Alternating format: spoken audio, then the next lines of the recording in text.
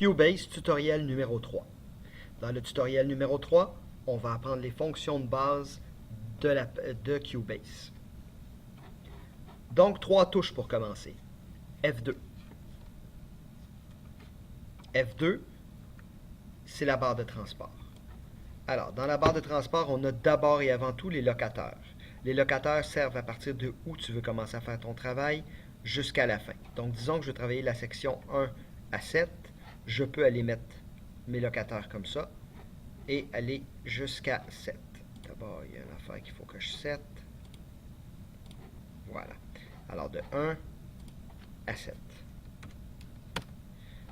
Et si je mets ça comme ça, il va simplement recommencer 1 à 7. Voilà. Là, ils sont sélectionnés. Là, si je m'en vais à 7, il va recommencer. Je vais partir au début. Au numéro 7, il devrait recommencer au début. À la mesure 7, excusez-moi, juste avant. Voilà, ça me permet de travailler une section. Je veux qu'il continue tout droit, je vais juste l'enlever. Ensuite, j'ai justement play pour jouer, stop, record, reculer un peu, avancer un peu, et début ou fin. Ensuite, j'ai le métronome qu'on va servir lors d'enregistrement, la vitesse, le tempo. On verra tout ça en temps et lieu, c'est pas le temps en ce moment. Ça, c'est F2. F3 maintenant. F3, c'est la console. Alors, la console est en 3 parties. Soit la première partie ici qui est en rouge, c'est les entrées. Donc, ma carte de son a 2 entrées. Mono in, mono 2. Si j'avais une carte de son à 4 ou à 8 entrées, j'aurais jusqu'à 4 ou jusqu'à 8. Donc, mono in, 1, 2, 3, 4 pour 4 et jusqu'à 8 pour 8. Bon, c'est facile. Donc ça, on n'y touche pas. Ce n'est que dans l'enregistrement. Guitare et voix ici sont des pistes qui sont en bleuté, bleu, gris, blanc, là, en tout cas. C'est là-dessus que je travaille. Donc, si je travaille ma piste de guitare, j'ai ici mute qui sert à arrêter la piste pour pas qu'on l'entende. Solo pour l'entendre toute seule. Très pratique quand j'ai un band de complet et que je veux ajuster quelque chose sur ma guitare. Je l'écoute avant toute seule, j'ajuste ce que je veux et ensuite je la mets toute ensemble pour voir comment elle se mixe dans la chanson.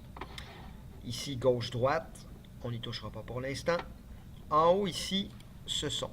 Routing, c'est pour l'enregistrement, on ne verra pas ça tout de suite. Insert, par contre, c'est là qu'on va ajouter de l'écho, c'est là qu'on va ajouter d'autres effets et qu'on va travailler sur la piste pour la travailler, pour la modifier.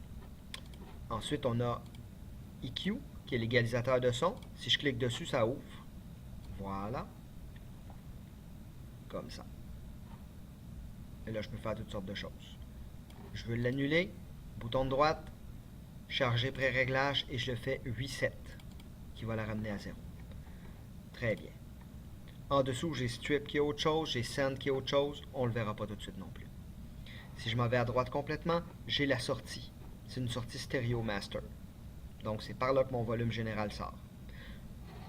Je ne vais pas plus loin par rapport à la console. Maintenant, on va aller à la connexion. Connexion qui est numéro 4. Excusez, qui est F4. Alors, ici, si mon fichier a déjà été enregistré et que la chanson a déjà été enregistrée, automatiquement, la sortie va être ajustée. L'entrée, à l'inverse, va être ajustée. Mais uniquement pour l'enregistrement. Entrée, c'est ce qui rentre dans l'ordinateur par la carte de son. Nous, on sert de la sortie seulement. Donc, beaucoup de fonctions qui vont être à suivre pour l'enregistrement. Récapitulation. F2, le transport, la barre de transport. F3, la console sur laquelle on va travailler. F4, la connexion pour ajuster les sorties ou les entrées si jamais on fait de l'enregistrement. Il est à noter que F1, on demande d'aller chercher le manuel. F1, c'est toujours de l'aide. Okay? Mais nous, on ne s'en servira pas. Sur tout ce qui est Windows, tous les ordinateurs Windows, tous les systèmes Windows, peu importe le programme, si tu appuies sur F1, tu vas avoir de l'aide. Voilà.